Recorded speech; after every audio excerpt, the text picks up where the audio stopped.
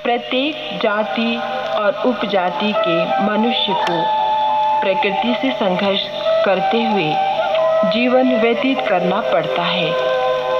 जब प्रकृति अपना प्रकोप दिखाती है तब उसके समक्ष कोई भी उपाय निराधार हो जाता है और तब मनुष्य विनती करता है, हे मेघ, तुम अभी चले जाओ, समय होने पर आना।